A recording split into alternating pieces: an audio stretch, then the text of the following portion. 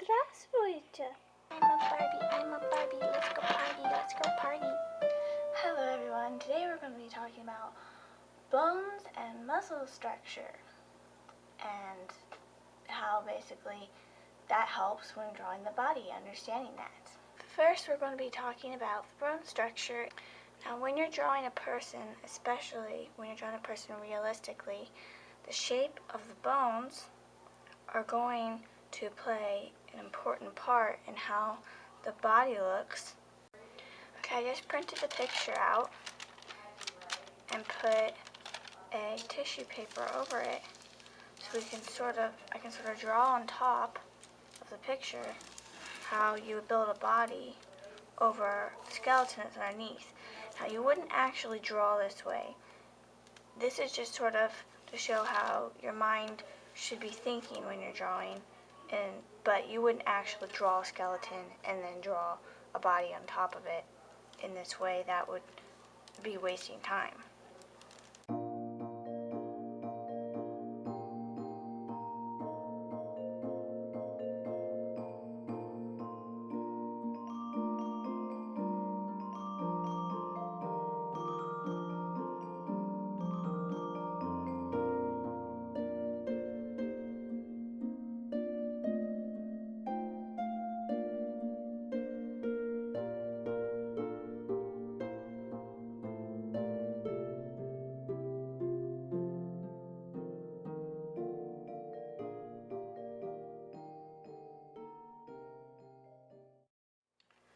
So you can see the definitions of the bones coming out through the body. Now this would be different if it's a skinny person versus a really muscular person or a person with a lot of fat on them.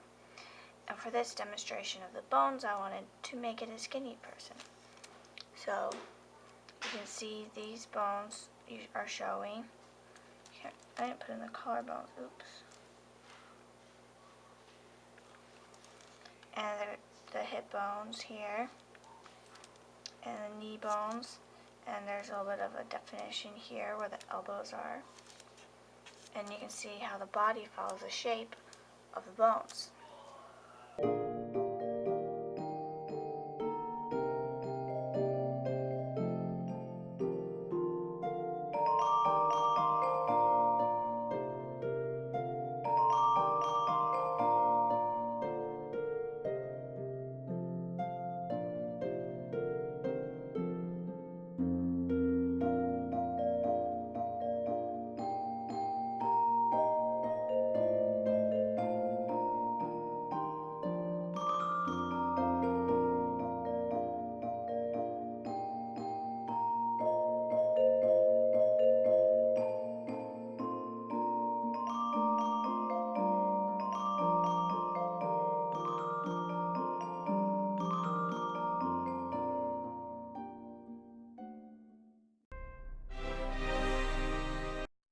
Of course, the bodies look a lot different depending on the amount of muscle or fat that I have on them.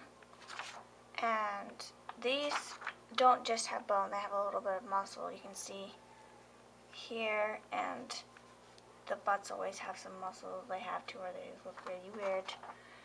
And I'm going to do another one like this, but using this picture I printed out of a man. I find it very hard to find pictures like these, illustrated pictures, but of people like that have fat on them. There's only muscled people. I don't know why. If you happen to find any pictures like these, but with fat people, let me know, because I haven't been able to find them.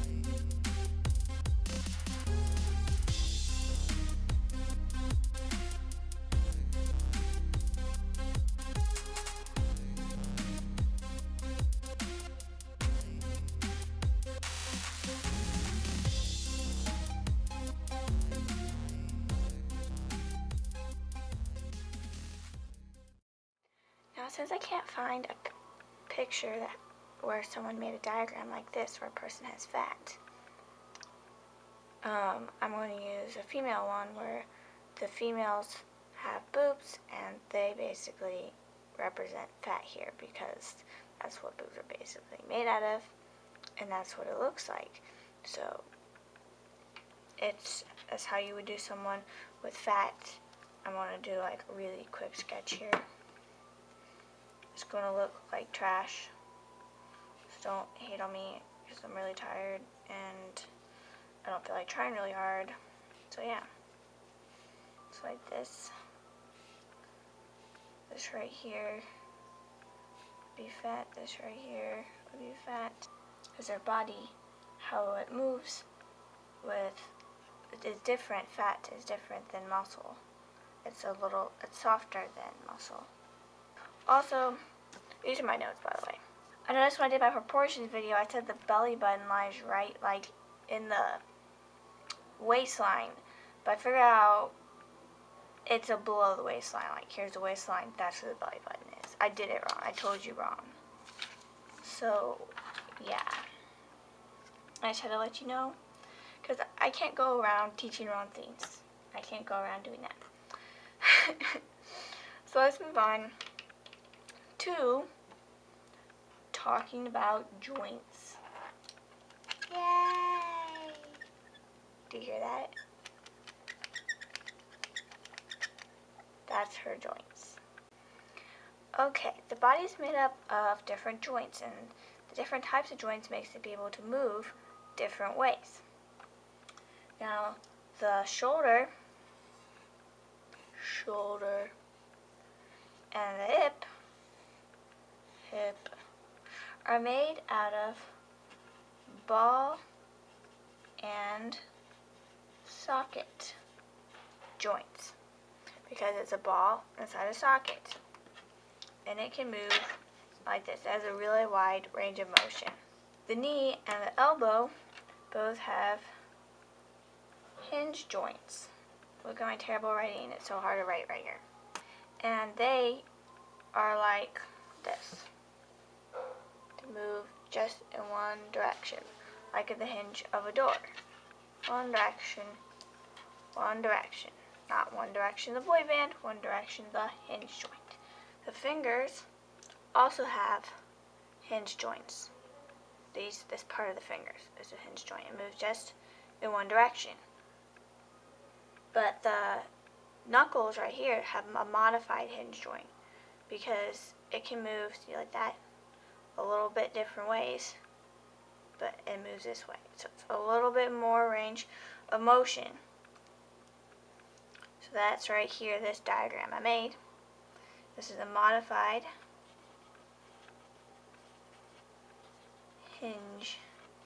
And these are all official terms. I didn't make up these terms for these joints because it's in my school book. I did not make this up.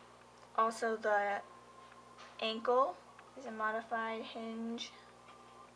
Her ankles don't actually move, but ankles are also modified hinge, same as knuckles. And wrists, they go like this, but they can also move a little bit like that. And the neck is a ball joint because it can move in all directions. So once you know the type of joints the parts of the body have, it helps you to understand what kind of poses it can make. And I actually don't have one of those posy dolls that most artist people have. I just have this Barbie doll. I'm a Barbie, let's go party. Now when you draw a person, of course, sometimes, a lot of times, to get a pose, it helps to draw it first using just simple, like a structure. Different people draw their structures different ways. I'm just going to draw a really simple one to show how you can use it to create a pose. And you can see how the structure is sort of based off of the bones. Like here's the hip bones and the shoulder bones, and this is the spine. See how it curves. See, there's a little pose there. And then you would flesh it out in a similar way of how I fleshed out, these. And you can also use this to help you do drawings in perspective. Now, pretty much at some point, one part of the body is always in perspective. If it's just the hands or just the face or something, some point of it's always in perspective. Hi. Hello. My mom just got home and everyone is very loud, so yeah. What was I doing? Oh yeah, I was showing you a body using this more perspective. Boy. So, such a long pause.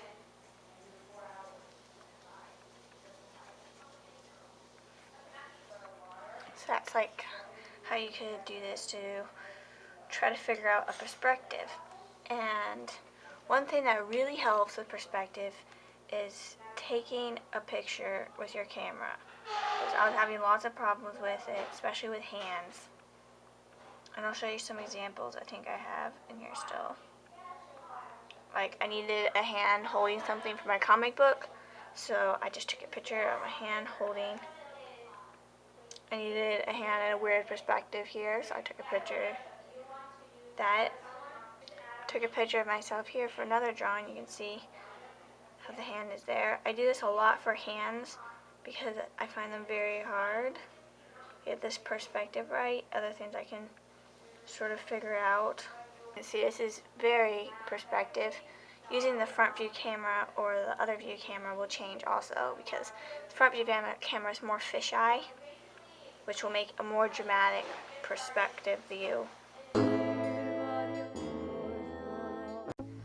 The end of this lesson.